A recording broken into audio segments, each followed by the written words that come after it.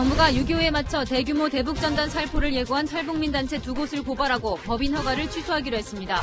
김여정 북한 노동당 제1부부장의 쓰레기 광대 노름이라는 담화 발표 이후 엿새 만에 나온 조치입니다.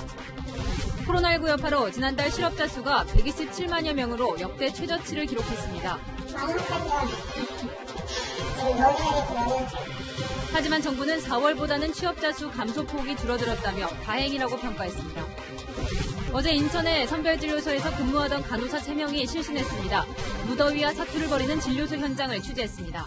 제 여기 안내 온도가 42도 정도라고 열감지가 되고 있는 거네요. 그리고 무엇보다 굉장히 답답해요. 최근 가족의 학대로 인한 아동 사망 사건이 잇따르자 정부가 부모의 체벌을 법률로 금지하는 방안을 추진합니다. 현행 민법에 규정된 부모의 자녀 징계 권한을 삭제하는 방안도 검토되고 있습니다. 백인 경찰의 가혹행위로 숨진 흑인 조지 플로이드의 장례식이 사망 15일 만에 고향 휴스턴에서 거행됐습니다.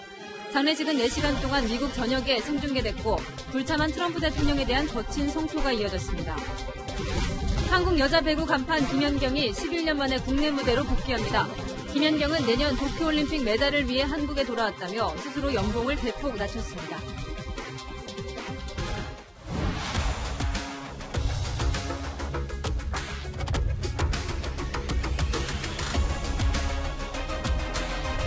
안녕하십니까. 뉴스의 동정민입니다. 정부가 대북전단을 살포한 탈북자 단체 대표를 고발하고 이 법인 설립 허가까지 취소하기로 했습니다. 북한 김여정 노동당 제1부부장이 못된 짓이라며 대북전단 살포를 문제 삼고 모든 통신선을 끊은 지 하루 만입니다. 북한의 성의를 보이려는 행보로 풀이되지만 이 지나치게 눈치를 보며 우리 민간단체만 압박한다는 비판도 제기됩니다. 첫 소식 이민찬 기자입니다. 통일부가 오늘 갑자기 대북전단 및 페트병 살포에 대한 입장을 발표했습니다. 금일 정부는 자유북한운동연합 대표 박상학과 큰샘 대표 박정호를 남북교류협력법 위반으로 고발하고 법인 설립 허가 취소 절차에 착수하였습니다.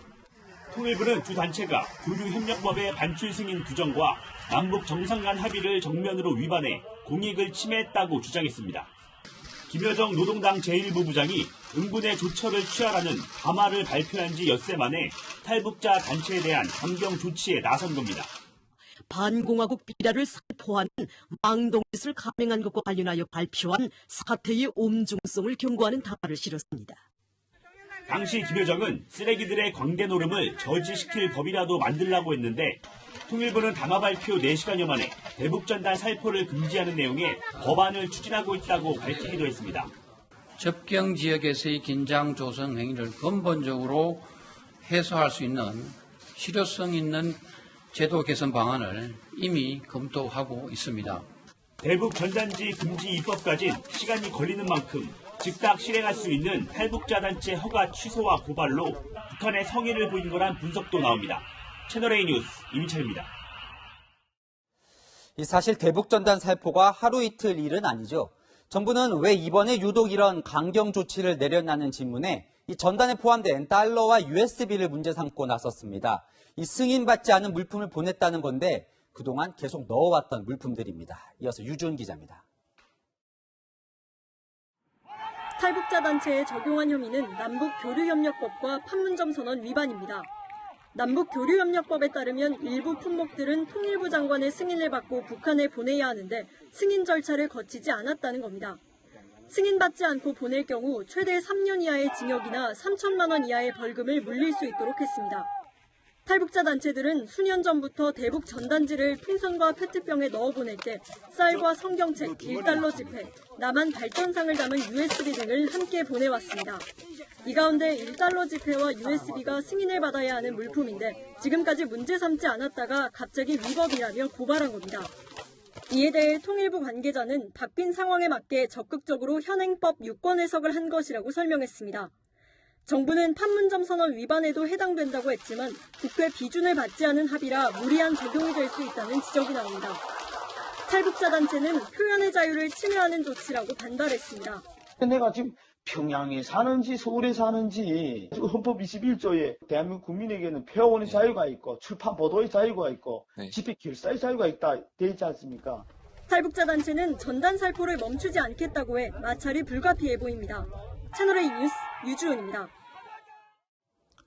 미국은 우리나라와 태도가 좀 다릅니다. 미 국무부는 오늘 최근 북한의 행보에 실망했다고 했는데요.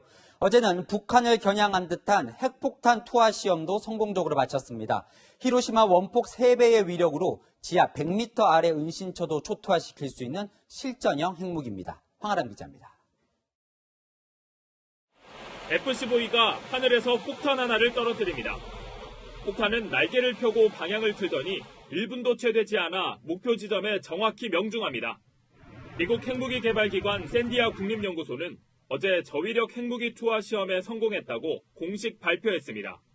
It demonstrated the final qualification points and evidence for the nuclear certification of the F-15E Strike Eagle. B-61-12 폭탄은 파괴 지역 범위를 크게 줄인 대신 F-15 같은 기존 전투기에서 투하하는 작지만 무서운 실전형 핵무기입니다. 꼬리 날개로 방향을 조절하고 첨단 레이더와 위치 추적 장치로 30에서 60m 오차 범위 안에서 목표물을 정확히 타격할 수 있습니다. 핵 벙커버스터로도 불리는데 6m 두께의 콘크리트도 뚫고 들어가 최대 50킬로톤의 폭발을 일으킵니다. 히로시마 원폭 3배의 위력인데 산악지대에 숨겨진 북한 핵시설과 지하 100m 아래 김정은 은신처도 초토화시킬 수 있습니다. 엄청난 파괴력을 가진 전략 핵무기는 북한은 물론 한국과 일본까지 방사능과 낙진 피해를 줄 수 있지만 B-61-12는 상대적으로 적은 위력에 지하에서 터지는 만큼 제한된 지역만 타격을 줍니다. 쪽집게식 핵공격이 가능한 그런 무기로 손꼽히고 있습니다. 북한 입장에서는 정밀 핵공격을 당할 수 있어서 매우 위협적인 무기로 인식할 것으로 생각되고 있습니다. 미국은 올해부터 B-61-12 400기 양산에 돌입하고 F-15뿐 아니라 F-16, 스텔스 전투기 F-35에도 장착할 계획입니다. 채널A 뉴스 황아람입니다. 코로나19 여파로 지난달 실업자 수가 127만 명을 넘었습니다. 실업률도 4.5%까지 치솟았습니다. 정부는 그런데 고용이 괜찮아지고 있다고 평가합니다. 박지혜 기자가 보도합니다. 한식당을 20년째 운영해온 박미희 씨. 점심시간마다 길게 늘어섰던 손님줄이 석 달째 끊겼습니다. 경영난을 견디지 못한 박 씨는 최근 가족 같던 종업원 4명을 해고했습니다. 매출이 없으니까 인건비는 그냥 나가는 지출이 그냥 되는 거죠. 가슴 아프죠. 지금 하루하루가 그렇게 사는데 다 힘들다고 하는데 일자리를 해주지 못하고. 인건비 부담을 걱정하는 사람은 박 씨뿐만이 아닙니다. 이 코로나19 여파로 경영난에 시달리면서 종업원 있는 자영업자 수가 크게 줄어들었습니다. 이 5월 실업자 수는 127만 8천 명으로 20년 만에 정점을 찍었습니다. 이 문제는 이 고용 충격이 고용 취약계층 중심으로 더 크게 나타나고 있다는 겁니다. 편의점과 식당 종업원 등 임시 일용직군 취업자는 65만 명이 줄어 3개월 넘게 감소세를 기록했습니다. 15살부터 29살까지 청년 취업자도 18만 명 줄었고 여성 취업자도 23만 명 감소했습니다. 정부는 3개월 연속으로 취업자가 줄었지만 지난달과 비교하면 감소폭은 줄었다며 다행이라고 평가했습니다. 임시직에서 주로 감소가 지속이 되고 있는 부분은 동일한 부분이지만 감소폭이 축소가 되었고 정부는 코로나19의 1차 고용시장 충격에서 서서히 벗어나고 있다고 평가했지만 아직은 설익은 판단이라는 비판도 나옵니다. 채널A 뉴스 박지혜입니다. 실제로 실업급여 신청도 물밀듯 쏟아지고 있습니다. 지난달 지급액이 역대 최대 규모 1조 원을 넘었습니다. 특히 우리 경제의 허리인 40대가 직격탄을 맞았습니다. 홍유라 기자가 실업자들의 목소리를 들어봤습니다. 실업급여 신청 서류를 작성하는 사람들로 탁자 주변이 붐빕니다. 실업급여 신청자는 36분이 지나는 동안 40명 넘게 늘어났습니다. 1분에 1명 넘게 실업급여를 신청하러 오는 겁니다. 신청자가 폭증하면서 실업급여 지급액은 지난달 1조 원을 넘었습니다. 역대 최대 규모입니다. 코로나19 여파로 경기 부진이 심화되면서 우리 경제의 허리인 40대 실업자가 빠르게 늘어나고 있습니다. 경험이 낙하돼갖고 절반 정도가 무가지로 나왔거든요. 미국 쪽이 경기가 안 좋아지면서 이제 모두가 다 캔슬되고. 유통회사 사무직에 있거나 회사가 좀 운영이 좀 힘들어져가지고 그분들 정리하면서도 저희 개업해야 된다고 해서 그만두라고 얘기해서 막막하죠. 지금 뭘 해야 될지 모르니까. 5월 고용 동향에서도 40대 취업자 수가 가장 큰 폭으로 감소했습니다. 20대와 30대, 50대 등 다른 연령대의 취업자 수도 1년 전보다 크게 줄었습니다. 센터에서 만난 실업자들은 나이와 상관없이 코로나19로 인한 어려움을 호소했습니다. 회사 직원들 권고사직 해서 코로나 때문에 중국에 방문도 못하고 무역 업무 관련해서는 피해가 좀 큰 것 같아요. 주위에 친구들이나 여기 들어오면 자리도 없고 공고 자체도 아예 나지게 하고. 이게 옛날에나 처음부터 이는 들었다고 해야 할까? 코로나19로 최악의 고용 대란이 이어지고 있습니다. 채널A 뉴스 홍유라입니다. 오늘부터 노래방이나 클럽 같은 감염 위험이 높은 실내 다중이용시설에 들어가려면 전자 출입 명부를 작성해야 합니다. 휴대전화로 발급받은 QR코드를 인식하는 방식인데요. 현장에 나가 있는 취재 기자와 잘 되고 있는지 알아보겠습니다. 자, 서채리 기자, 지금 어디에 나가 있습니까? 네, 정부가 고위험시설로 지정한 업소들 가운데 하나인 줌바댄스 학원입니다. 오늘부터 이 학원에 들어가려면 스마트폰에 QR코드를 설치해야 하는데요. 제 손에 들려있는 이 스마트폰에도 QR코드가 다운돼 있습니다. 학원 관리자가 스마트폰으로 이 QR코드를 촬영해 출입 명부를 관리하는 방식입니다. 인증되었습니다. 관리자 역시 스마트폰에 애플리케이션을 미리 설치해야 방문객이 내미는 QR코드를 하나씩 인식할 수 있는데요. 이렇게 인식된 방문자 정보를 바탕으로 누가 언제 출입했는지 방역 추적이 가능해집니다. 이곳 줌바댄스 학원처럼 전자출입 명부를 작성해야 하는 곳은 클럽과 유흥주점, 노래 연습장과 실내 운동시설 등 감염 위험이 높은 8가지 시설입니다. 모두 실내에 있어 환기가 원활하지 않고 사람들도 밀집해 거리 두기가 힘든 곳입니다. 스마트폰 사용이 익숙하지 않아 QR코드 이용에 어려움을 겪는 사람들은 수기로 명부를 작성하고 입장할 수 있습니다. 정부는 오늘 30일까지 계도 기간을 거친 뒤 본격 시행할 계획인데요. 허위로 명단을 작성한 이용객이나 부실하게 관리한 업주에게는 최고 300만 원의 벌금형이 내려질 수 있습니다. 현재 서울시의 운영 자제 권고 조치로 클럽과 유흥주점 등 상당수 업소가 문을 닫았는데요. 전자출입 명부를 도입해서 영업을 재개할 때 신상 정보 노출을 꺼리는 이용객들이 QR코드 사용을 거부하거나 거짓 정보를 입력할 수 있어 엄격한 관리가 필요하다는 지적도 나옵니다. 전자출입 명부 시행업소에서 채널A 뉴스 서채리입니다. 때이른 무더위에 아직 개장도 안 한 해수욕장의 바닷속으로 관광객들이 뛰어들고 있습니다. 이 정부가 해수욕장 운용 지침도 내놨지만 가장 기본인 마스크조차 안 쓴 경우가 허다했습니다. 강경모 기자가 현장을 다녀왔습니다. 매년 여름철이면 수백만 명의 관광객이 다녀가는 경포 해수욕장. 관광객들이 2m의 거리 두기도 지키지 않은 채 물놀이를 즐깁니다. 백사장에선 오히려 마스크를 착용한 사람을 찾기 힘듭니다. 지난달 정부가 코로나19 확산을 막기 위해 해수욕장 운영 지침을 내놨지만 제대로 지켜지지 않는 겁니다. 아직 개장 전이지만 해수욕장 주차장은 이렇게 차들로 꽉 차 있는데요. 하지만 마스크 착용을 알리는 안내문은 어디에도 찾아볼 수 없습니다. 그래서 시간을 내서 놀러 왔는데요. 가족여행을 왔는데요. 여기 오니까 이제 아직 개장 전이라 그런지 사람들이 많이 마스크도 잘 안 쓰고 거리 지키는 것도 조금 소홀한 것 같아서 조금 염려스럽습니다. 부산 광안리 해수욕장도 마찬가지입니다. 바닷바람을 즐기는 관광객들은 마스크가 거추장스럽습니다. 마스크. 저희가요. 코로나 있는 건 잊어버려가지고. 해수욕장 운영 지침은 권고사항이기 때문에 강제할 수 없습니다. 그래서 보완 대책으로 나온 게 사전 예약제입니다. 일정한 크기의 공간을 만들어 온라인으로 미리 예약한 피서객만 머물게 하자는 겁니다. 이 공간에는 5명 이하만 들어갈 수 있습니다. 현재 정부가 의견을 수렴하고 있지만 지방자치단체들은 난색을 표하고 있습니다. 이것도 야주 공간이잖아요. 그럼 관리하기가 상당히 어렵기 때문에 또 민원이 많이 야기되지 않을까 싶고 또 예약 없이 오시는 분들은 어떻게 관리할 것인가. 전국 해수욕장이 개장하는 다음 달엔 더 많은 관광객이 몰릴 걸로 예상되면서 집단 감염에 대한 걱정도 커지고 있습니다. 채널A 뉴스 강경모입니다.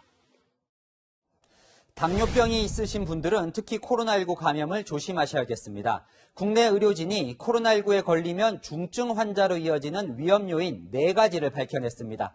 당뇨병 외에 3가지가 더 있다는데 이상현 기자가 알려드리겠습니다. 지난 1월 첫 환자가 발생한 후 코로나19로 숨진 환자는 276명.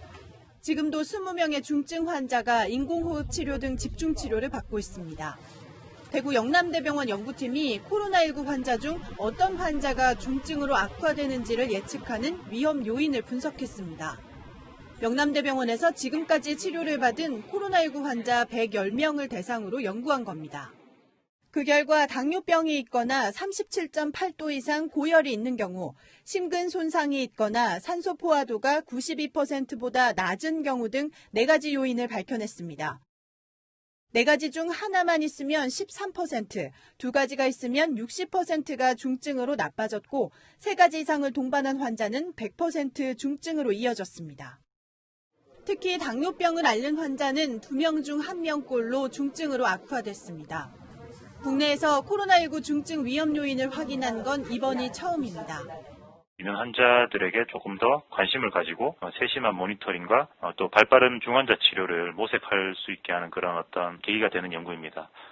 방역당국도 위험 요인들을 환자 중증도 분류에 적용해 대규모 감염에 대비해 나가겠다고 밝혔습니다. 채널A 뉴스 이상현입니다. 대구시는 코로나19 긴급 생계 자금을 부정수급한 공무원들 때문에 비판의 대상이 되고 있습니다. 그런데 이들의 돈을 다 회수하기도 전에 모든 대구 시민에게 돈을 주겠다며 2차 긴급 생계 자금 카드를 꺼내들었습니다. 배유미 기자입니다. 지난 4월 43만 가구에 50만 원에서 90만 원씩 긴급 생계 자금을 지급했던 대구시. 지급 대상이 아닌 공무원 등 3,900여 명에게 25억 원을 지급한 사실이 드러나 논란이 됐습니다. 어제 권영진 대구시장은 지원 과정을 섬세하게 챙기지 못했다며 시민에게 사과했지만 논란은 수그러들지 않고 있습니다. 총리까지 나서 부정수급에 책임을 물으라고 경고한 겁니다. 대구시는 환수 절차를 신속히 추진하고 책임을 묻는 조치를 취해 주시기 바랍니다. 이런 가운데 대구시는 2차 긴급 생계 자금을 추가로 지급하기로 했습니다. 국가 재난지원금 사용 기한인 8월 31일 이후에도 지원이 필요하다고 판단한 겁니다. 지급 대상에서 공직자 등을 제외했던 1차와는 달리 대구 시민 전체로 확대하기로 했습니다. 1차보다 적게 드리더라도 2차 생계자금을, 긴급 생계자금을 준비해야 되겠다. 모든 시민들에게 조금씩이라도 골고루 드리는 그런 형태로 지금 준비를 하고 있다는 말. 전북 완주군은 2차 재난지원금을 오는 15일부터 지급하기로 했고 경기도 내 31개 시군도 정부에 2차 재난지원금을 지급해달라고 건의했습니다. 지자체들을 중심으로 2차 재난지원금 논의가 본격화되는 모양새입니다. 채널A 뉴스 배유미입니다. 코로나19 하루 확진자 수가 또다시 50명을 넘었습니다. 여전히 수도권이 문제입니다. 미등록 방문 판매 업체 리치웨이에서 시작된 집단 감염이 수도권 곳곳으로 퍼지고 있습니다. 먼저 이지훈 기자입니다. 서울 강남역 인근에 있는 빌딩. 이 건물 한 층을 쓰는 인테리어 업체에 직원과 접촉자 등 최소 8명이 코로나19 확진 판정을 받았습니다. 이번에도 진원지는 미등록 방문 판매 업체인 리치웨이였습니다. 이 업체 직원 한 명이 리치웨이를 방문한 뒤 감염됐고 이후 확진자가 속출한 겁니다. 리치웨이에서 시작된 코로나19 확산세는 경기 성남시의 또 다른 방문 판매 업체인 NBS 파트너스까지 번졌습니다. 리치웨이를 방문했다 감염된 60대 여성이 확진 판정을 받기 전 NBS를 방문했고 이 여성과 접촉한 업체 직원 등 8명이 확진 판정을 받은 겁니다. 이들 중 4명은 인근 교회 3곳에서 예배를 본 사실도 확인돼 방역당국은 추가 역학조사를 벌이고 있습니다. 이 밖에도 서울 강서구 SJ투자회사 콜센터와 동작구 SK브로드밴드에서도 리치웨이에서 시작된 집단 감염이 발생하면서 관련 확진자가 93명으로 늘었습니다. 방역당국은 수도권 대유행 가능성을 경고했습니다. 수도권을 중심으로 지속적으로 집단 감염이 연쇄적으로 전파되고 있습니다. 계속 이 연결고리를 끊지 못하면 대규모 유행 가능성도 배제할 수 없는. 최근 2주간 하루 평균 확진자는 45.5명으로 사회적 거리두기로 복귀하는 기준인 하루 50명에 가까워지고 있습니다. 완치 환자보다 추가 확진자가 더 많은 상황이 계속되면서 격리 치료 중인 코로나19 환자는 27일 만에 다시 1000명을 넘어섰습니다. 채널A 뉴스 이지훈입니다. 이렇게 집단 감염이 일어날 때마다 그 지역 선별진료소는 비상에 걸리죠. 어제는 인천에서 무더위에 방호복을 입고 일하던 간호사 3명이 실신했습니다. 보건당국이 오늘 두꺼운 방호복 대신 전신 가운을 입으라는 지침을 내렸는데 우려의 목소리도 나옵니다. 이다혜 기자입니다.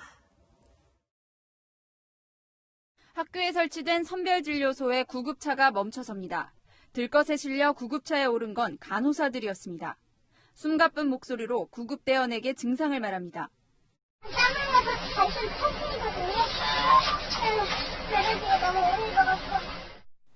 어제 오전 11시 50분 선별진료소에 근무하던 간호사 3명이 퇴진한 겁니다. 선별진료소 근무자 건강에 적신호가 켜지자 보건당국은 방호복 외에 수술용 가운도 권장하는 걸로 지침을 바꿨습니다. 비닐 재질의 레벨 D 방호복이 전신을 감싸는 반면 수술용 가운은 부직포 재질에 아래가 트여 있어 바람이 잘 통합니다. 안에 땀이 많이 차기도 하고요. 그래서 많이 더운 느낌이 많습니다. 그래서 아래가 트여 있다 보니까 움직이기는 좀 더 편한 것 같아요. 하지만 우려의 목소리도 나옵니다. 이 의사의 입장이나 하는 사람은 겁나서라도 위험한데 아니 말이든 총 안 주고 전쟁터 나가라는 거랑 똑같아. 감염내과적으로 불가능한 옵션은 아닙니다. 다만 더운 건 마찬가지여서 의료진들의 피로도는 크게 낮춰지기는 어렵고요. 방역당국은 지침 변경과 함께 의료진을 위한 냉방시설을 지원하기로 했습니다. 야외 선별진료소가 있는 보건소는 의료진들을 위해 이렇게 냉방시설이 있는 휴게실을 긴급 설치하고 있습니다. 이와 함께 기온이 크게 오르는 오후 시간대 선별진료소 운영을 축소하는 방안도 추진됩니다. 채널A 뉴스 이다혜입니다.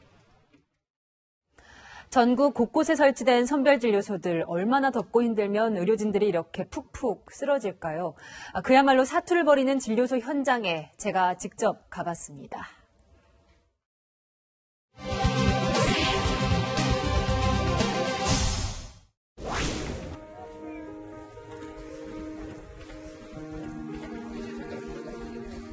현재까지 밤 10시인데 아직까지도 선별진료소가 운영이 되고 있습니다.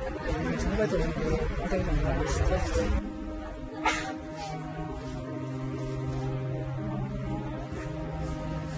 저분들도 지금 아무것도 못 드시는 상태랍니다. 그래요? 밥도 못 드셨어요? 먹으면서 좀 감염이 될 수 있어가지고 물만 드시는 의료진분들. 마음이 아프네요. 제일 더운 날이에요. 기다리는 사람들은 저는 에어컨 있는 곳에 기다렸는데 이분들은 여기 다 더운 날에 여기 다 하셨으니까. 이건 또 얼음 조끼거든요.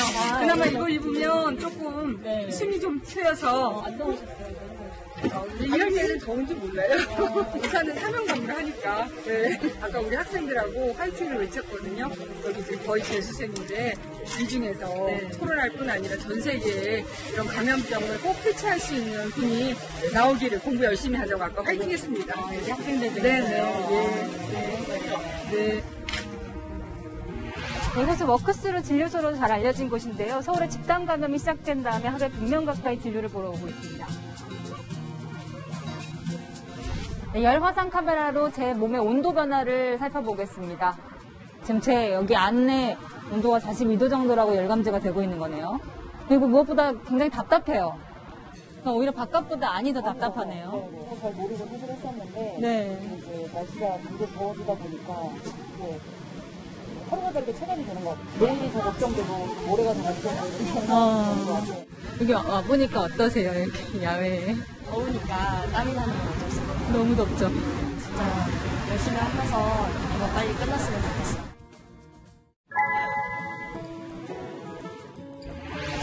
더위에 지쳐가는 의료진들 안타깝습니다. 하루빨리 코로나19가 종식될 수 있도록 감염 조심해야겠습니다. 회초리는 사랑의 매라는 말, 이젠 옛말이 될 것 같습니다. 부모가 아동학대의 주범인 사고가 잇따르자 법무부가 자녀 체벌을 아예 법률로 금지하겠다고 나섰습니다. 현행 민법에 규정된 자녀 징계 권한도 삭제를 검토한다는데요. 부모들의 반응은 엇갈립니다. 최주영 기자입니다. 자녀 훈육이라며 시작된 체벌이 학대 사망까지 불러온 사건을 소재로 한 영화 어린 의뢰인. 내가 내 새끼 때리치기든 말든 장난하지 말고 가라고. 현실에서도 의붓아들을 여행용 가방에 7시간 동안 가도 숨지게 한 엄마와 의붓딸을 화상까지 입히며 학대한 아버지가 붙잡히는 등 자녀 학대 사건이 잇따르자 정부가 법을 바꿔버리기로 했습니다. 친권자가 교육을 위해 자녀를 징계할 수 있다는 법 때문에 자녀에 대한 폭력이 부모의 권리처럼 여겨지는 걸 바꾸려는 겁니다.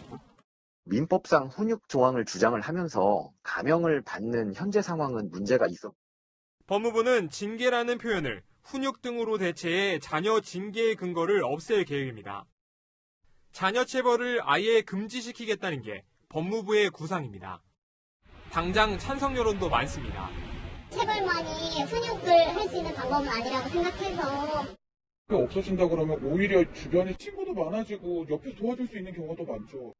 부모의 권위를 너무 떨어뜨려선 안 된다는 의견도 있습니다. 체벌권은 없앨 수는 없어요. 네, 그거는 부모의 권위이기 때문에. 다만 올해 초 일본도 법 개정에 나서며 자녀 체벌 금지를 법제화한 나라는 59개국으로 늘었습니다. 법무부는 조만간 민법 개정안을 마련해 의견 수렴 절차를 거칠 예정입니다. 채널A 뉴스 최주현입니다. 취객을 도와주는 척하면서 귀중품을 훔쳐가는 이른바 부축배기범이 경찰에 붙잡혔습니다. 만취한 피해자가 신고를 하지도 않았는데 범행 8분 만에 경찰에 잡혔습니다. 어떻게 잡았을까요? 구자준 기자입니다. 늦은 밤 이정표 기둥에 술 취한 남성이 기대에 서 있습니다. 그 앞에서 마스크를 쓴 남성이 바닥에 떨어진 동전과 휴대전화를 주워 취객의 바지 주머니에 넣어줍니다. 잠시 뒤 택시를 잡아주겠다는 도움도 마다하고 취객이 사라지자 마스크 쓴 남성은 방향을 돌려 근처 골목길로 들어섭니다. 주머니에서 지갑을 꺼내더니 내용물을 확인합니다. 동전과 전화기를 주머니에 넣어주는 모습으로 돌아가 보니 다른 쪽 주머니에 손을 넣어 취객의 지갑을 꺼내 자기 주머니에 넣는 모습이 보입니다. 취객을 돕는 척하면서 귀중품을 훔치는 부축 빼기를 한 겁니다. 그런데 8분 뒤 맞은편 도로에 순찰차가 멈춰서더니 경찰관들이 남성을 조사합니다.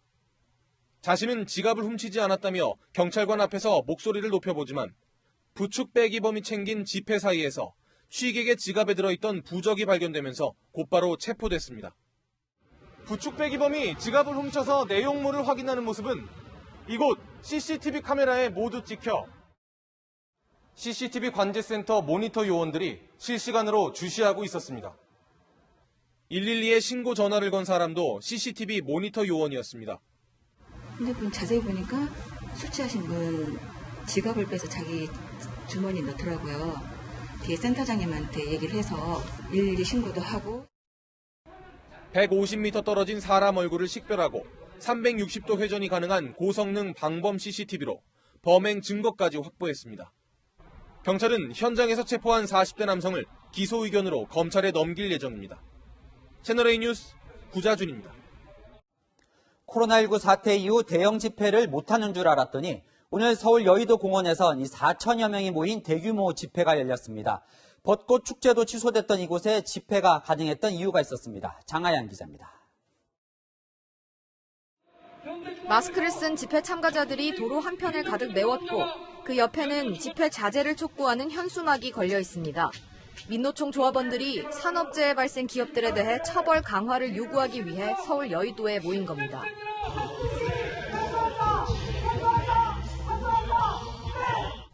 민노총이 추산한 오늘 집회 참가자는 4천여 명. 1시간 동안 집회를 한 뒤 여의도 중심부를 관통해 더불어민주당 당사까지 행진했습니다.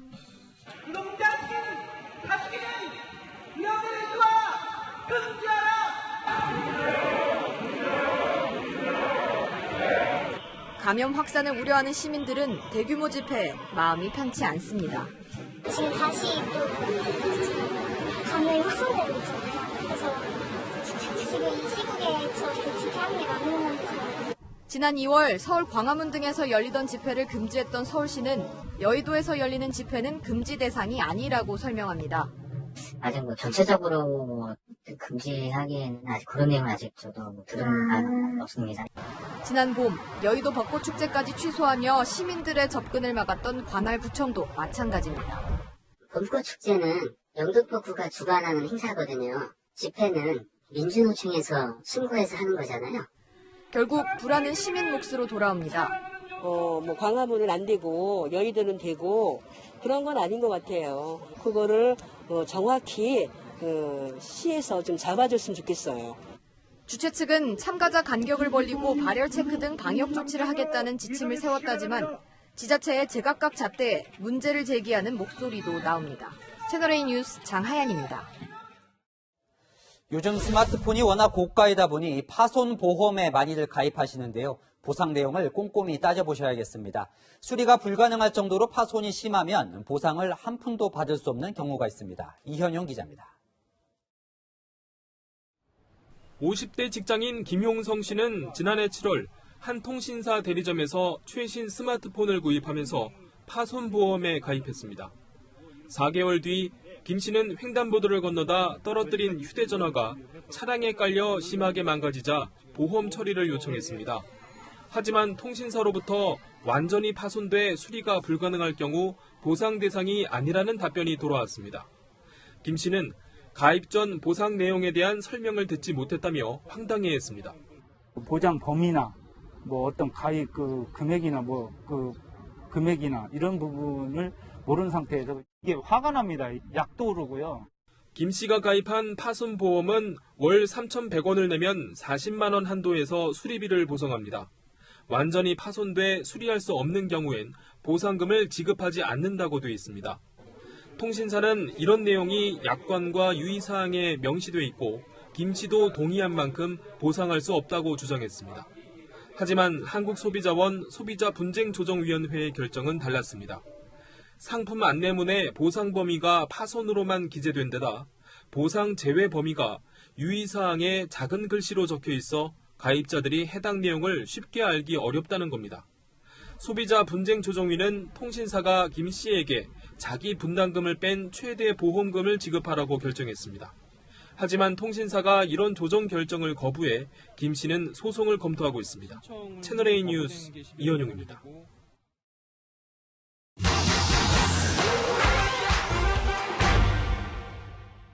꽁꽁한 얼음 위에서 팔뚝만한 산천어를 낚습니다.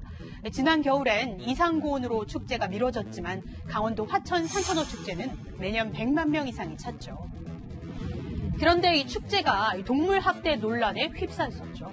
검찰은 최근 동물학대는 아니라고 판단했는데요. 이 판정의 근거는 무엇인지 따져보겠습니다. 먼저 물고기도 동물보호법을 적용받는 보호 대상인가요? 2014년 개정된 동물보호법에는 포유류, 조류, 파충류뿐 아니라 어류도 보호 대상 동물에 포함됩니다.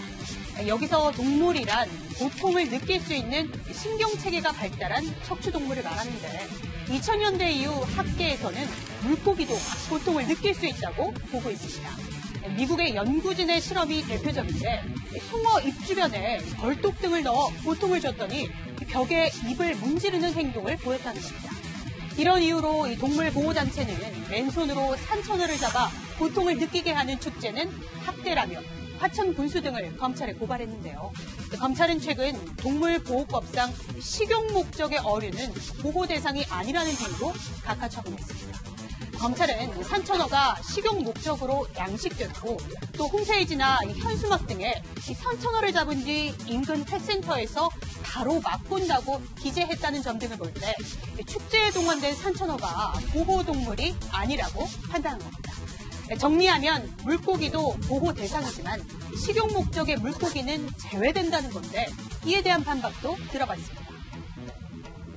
검찰의 판단 어떻게 생각하시나요? 굉장히 괴롭힘을 당하다 죽는 거거든요. 오락적 요소가 있기 때문에 너무 좁은 의미로만 해석하신 것 같아요.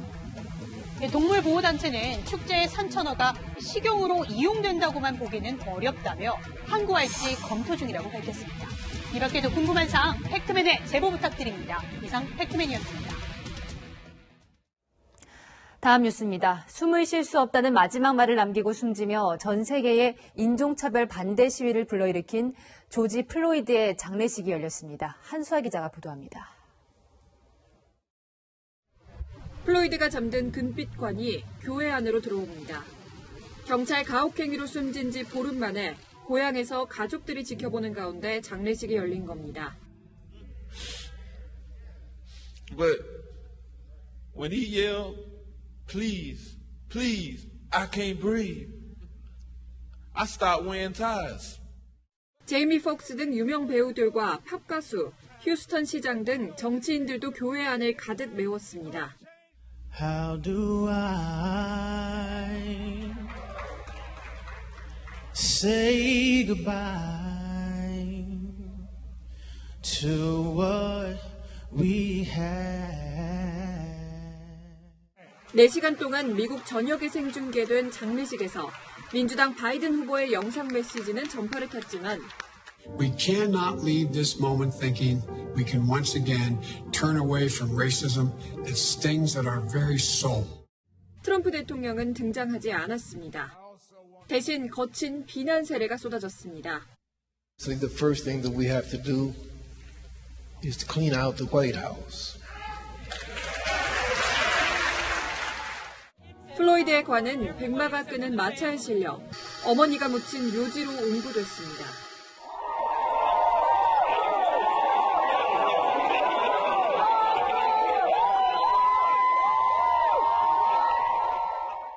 이런 가운데 경찰 가혹행위는 문제지만 무장강도 등 정과 구범인 그를 순교자로 추앙하는 데는 반대한다는 목소리도 나왔습니다.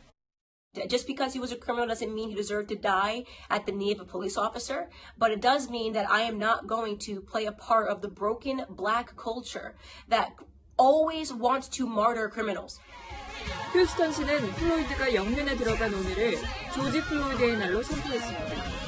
채널A 뉴스 한수아입니다. 이런 와중에 뉴욕에서 경찰이 70대 남성을 밀어뜨려 다치게 하는 사건이 발생했습니다.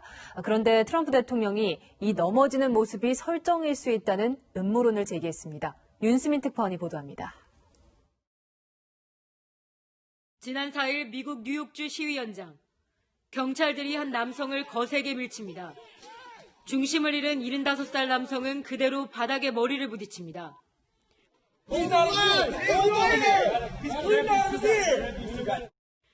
이 영상이 공개되자 시위대는 분노했고 결국 경찰관 2명은 정직 처분을 받았습니다. 그런데 트럼프 대통령이 극렬 좌파 선동가의 설정일 수 있다며 음모론을 제기했습니다. 경찰 통신 장비를 먹통으로 만들기 위해 살펴보던 중 경찰에 밀쳐졌는데 경찰이 민 것보다 더 심하게 넘어졌다는 겁니다. 당장 사건이 일어난 뉴욕의 주지사는 무책임하다고 비판했습니다. How reckless, how irresponsible, how mean, how crude.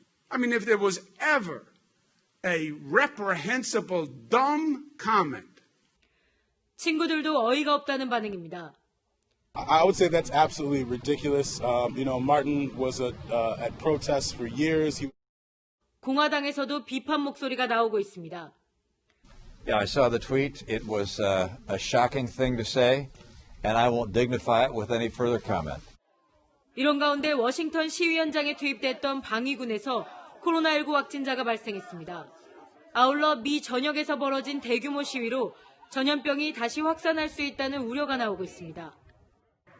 현재 20여 개 주에선 신규 확진자가 감소세를 보이지 않고 있습니다. 환자가 증가하거나 꾸준한 양상을 보이고 있는 건데요. 전체 누적 확진자도 200만 명을 눈앞에 두고 있습니다. 미국 캘리포니아에서 채널A 뉴스 윤수민입니다. 최근 일본 지상파 방송이 일본어가 침이 덜 튀겨서 코로나19 감염자가 서양보다 적다는 보도를 해서 논란이었죠. 이번엔 공영방송사가 미국 흑인 사망 사건을 보도하면서 흑인을 비하해서 비난을 받고 있습니다. 도쿄 김범석 특파원입니다.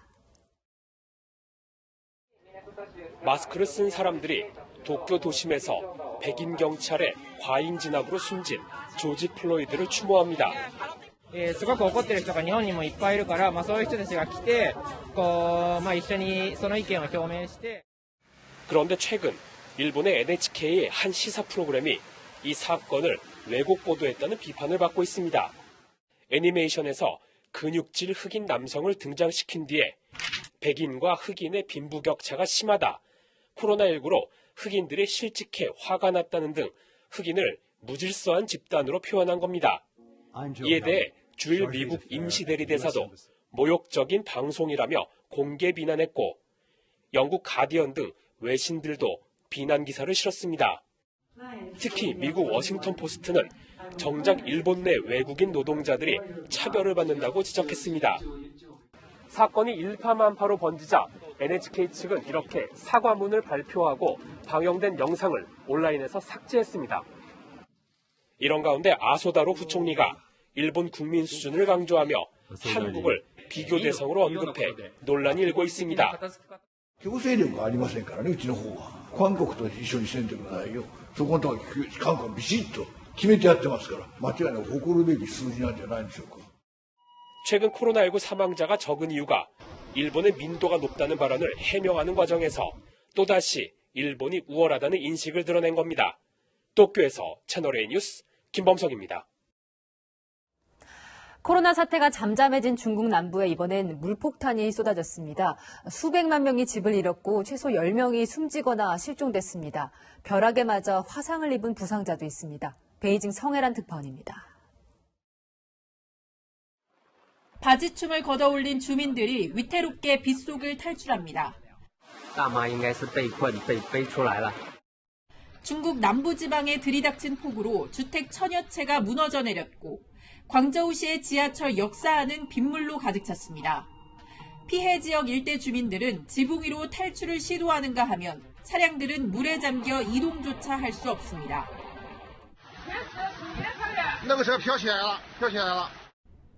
한국인에게도 관광 명소로 널리 알려진 9.1인 일대도 폭우에 잠겨 모습을 감췄습니다. 이재민은 260만 명을 넘어섰고 10여 명이 숨지거나 실종됐습니다. 선전의 한 여성은 낙뢰에 화상을 입었습니다. 중국 기상당국은 앞으로 열흘 가까이 빗줄기가 더 쏟아질 것으로 보고 있습니다. 남부의 폭우 피해가 늘고 있는 가운데 시진핑 주석은 양회우 첫 시찰지로 소수민족이 사는 닝샤를 택했습니다. 코로나19 이후 흐트러진 민족 간 단결을 되잡고 빈곤 구제에 대한 자신감을 내비친 겁니다. 미국에서 또다시 제기된 코로나19 우한 기원설도 적극 반박하고 나섰습니다. 因为美方编造对中国的各种诬陷、造谣、抹黑、诽谤。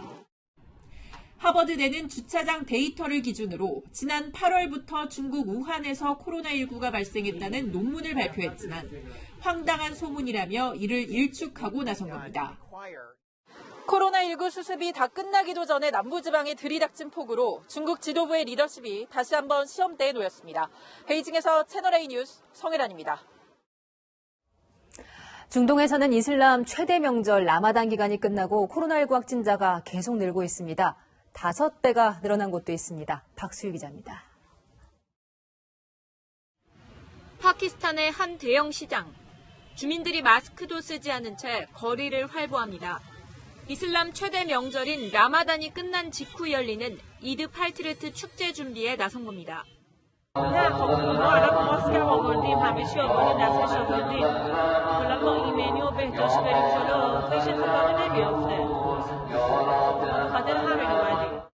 이처럼 라마단을 맞아 통행 금지 등이 완화되면서 파키스탄의 코로나19 확진자는 급증하고 있습니다. 하루 신규 확진자는 라마단 직전 1,100명대에서 5,400여 명으로 약 5배가 됐습니다.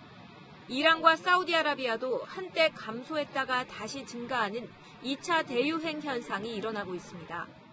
원인으로는 지난달 23일까지 한 달간 이어진 라마단이 지목되고 있습니다. 올해는 전염병 확산을 막기 위해 이동과 모임이 제한되지만 낮에는 금식하고 저녁에는 가족과 함께 모여 만찬하는 전통이 그대로 유지가 된 겁니다. 실제 누적 확진자가 17만 5천여 명인 이란과 10만 명을 넘긴 사우디아라비아의 하루 확진자 수는 라마단 기간이 지난 뒤 재확산하는 흐름을 보이고 있습니다. 폐쇄됐던 이슬람 사원들도 속속 열리고 있습니다. وبصراحة احنا سعداء جدا جدا جدا لأنه تم فتح المساجد لإقامة الصلاة فيها ولإقامة الصلاة بشكل جماعي. 이런 가운데 세계보건기구 WHO는 무증상 감염자의 코로나19 전파가 드물다고 밝혔다가 하루 만에 전파력이 있다며 번복했습니다. 채널A 뉴스 박수입니다. 1987년 60민주항쟁의 도화선이 된 박종철 열사의 물고문 현장인 옛 남영동 대공분실 509호. 60항쟁 33주년을 맞아 현직 대통령으로서는 처음으로 문재인 대통령이 이곳을 찾았습니다. 김윤수 기자가 보도합니다.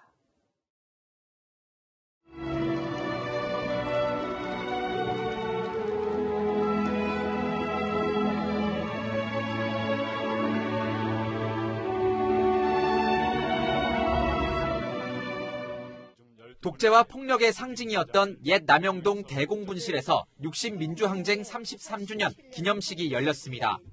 전태일 열사의 어머니 고 이소선 여사를 비롯해 박종철 열사의 아버지 박정기 씨, 이한열 열사의 어머니 배은심 여사 등 12명이 유족이 아닌 민주주의 발전에 기여한 당사자로서 훈장을 받았습니다.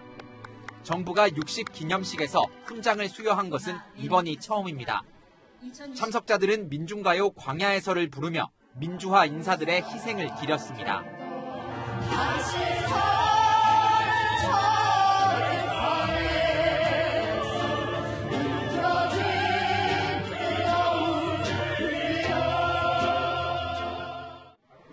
(3년) 만에 기념식을 다시 찾은 문재인 대통령은 민주주의는 제도를 넘어 삶 속으로 스며들어야 한다고 강조했습니다. 일상에서 민주주의를 체험하고 반복될 때 민주주의는 끊임없이 전진할 것입니다. 문 대통령은 기념식을 마친 뒤 현직 대통령 최초로 박종철 열사가 고문으로 숨진 대공분실 509호를 방문해 헌화했습니다. 채널A 뉴스 김윤수입니다. 이 수도권의 코로나 확진자가 계속되고 있는데 방역에 사각지대가 있었습니다. 서울 한복판에 위치한 국회 의사당이었습니다. 강은하 기자가 전문가와 함께 국회 방역 실태가 얼마나 허술한지 살펴봤습니다. 국회의원회관에서 열린 한 포럼.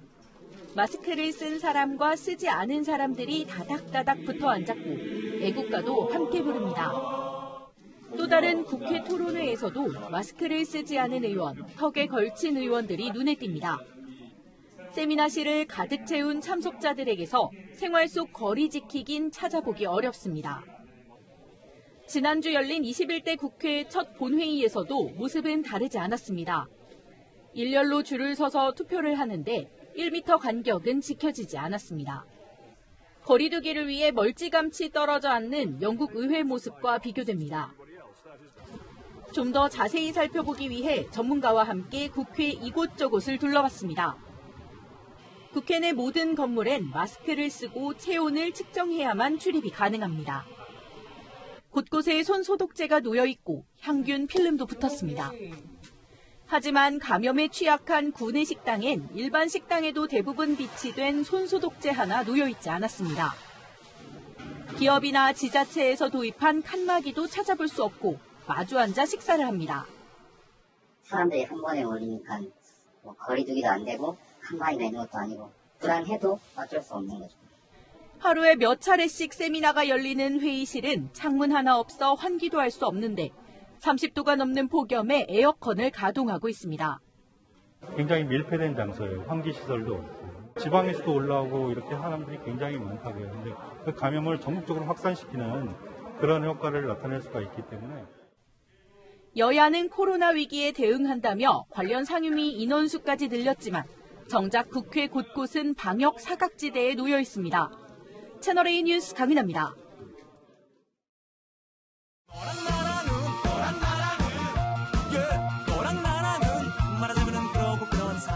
열왕야랑 시작합니다. 정치부 이동은 기자 나와 있습니다. 자, 첫 번째 주제 보겠습니다. 네. 입속이 목캔디 네. 이낙연 민주당 의원 얼굴이 보이는데 무슨 얘기입니까? 이낙연 민주당 의원이 오늘 오후 본회의 직전에 기자들이 다가가서 질문을 던지자 입속에 목캔디가 있다면서 손사래를 쳤습니다. 뭔가 이 대답하기 곤란한 질문을 했나 본데요. 네, 8월 당권 도전에 대해서 질문을 했는데 저렇게 웃으면서 대답도 안 했습니다. 자, 이 177석 거대 여당이다 보니까 누가 다음 당대표가 될지 관심이 많아요. 네. 이낙연 의원은 8월 전당대회에 나가겠다는 거죠? 네, 그런데 김부겸 전 의원 때문에 곤란해졌습니다. 김 전 의원이 출마 의사를 밝히면서 임기 2년을 다 채우겠다고 한 건데요. 민주당 규정상 대선 1년 전에는 당대표를 관둬야 하기 때문에 김 전 의원의 말은 한마디로 당대표가 되면 대선에는 안 나간다는 뜻입니다.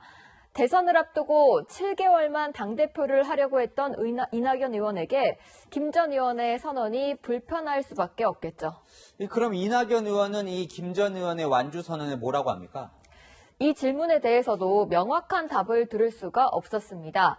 이 의원은 보도 이외의 것은 알지 못한다고 말을 아꼈고 김 전 의원을 만날 생각이 있냐는 질문이 반복되자 계획이 없다고 했는데 똑같은 얘기를 계속하는 건 고역이라면서 자리를 피했습니다. 대신 이낙연계로 분류되는 이계호 의원이 나섰습니다. 역량 있는 리더십이 필요하기 때문에 그런 측면에서 국민들의 절대적인 지지를 받고 있는 이낙연 좀 역할을 해주기를 바라는 게 당원들의 뜻이라고 봐요.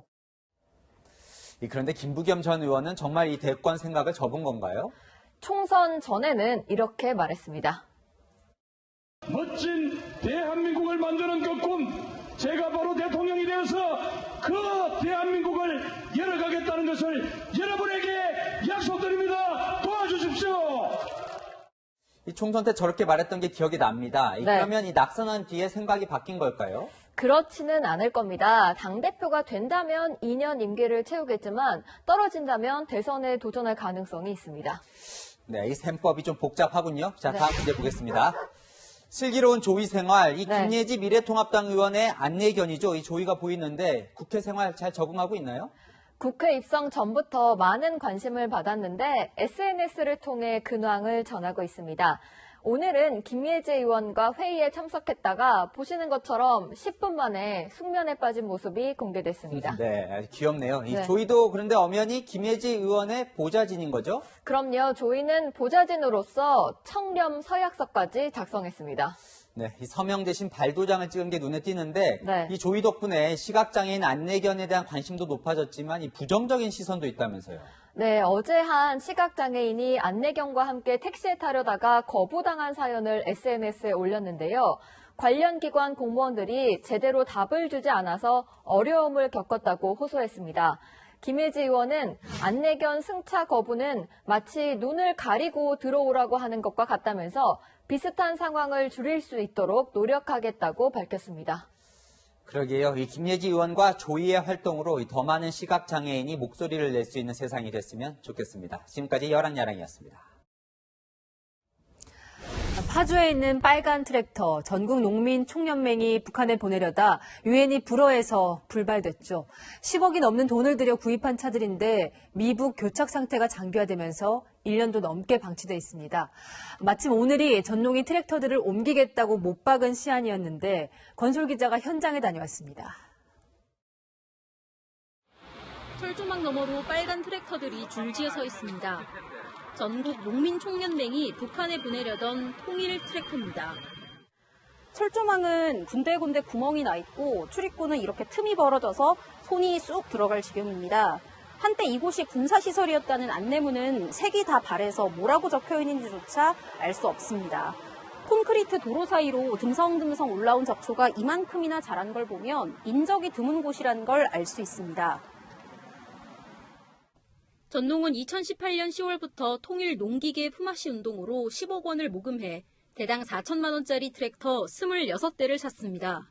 계획대로라면 4.27 판문점 선언 1주년이던 지난해 4월 북한에 보내졌어야 합니다. 하지만 전략 물자로 분류된 트랙터 북송을 유엔이 불허하면서 기약 없는 방치가 시작됐습니다. 앞서 임진각에서 4개월간 방치되다 합의 끝에 지금의 옛 캠프 에드워즈 부지로 옮겨졌지만 이마저도 9달이 지났습니다. 경찰 고발 취소 조건으로 트랙터를 옮기겠다고 시한으로 못 박았던 오늘까지도 전농은 약속을 못 지켰습니다. 보도상으로 쓰겠다고 얘기를 한 거예요. 거기서 이제 옮길 장소를 마련 중인 것 같아요. 전농이 당초 대북 제재도 감안 않고 무리하게 사업을 벌였다는 지적도 나옵니다. 전농 측은 밝힐 입장이 없다고 말했습니다. 채널A 뉴스 권소리입니다. 날씨입니다. 전국 대부분 지방에서 비가 내리고 있습니다. 충청도와 남부, 제주에는 돌풍, 천둥번개까지 동반한 강한 비가 내리겠습니다. 때이른 무더위는 이번 비로 한풀 꺾입니다. 내일 낮 최고 기온은 서울, 대구 31도, 전주 29도로 오늘보다 1에서 4도 낮아집니다.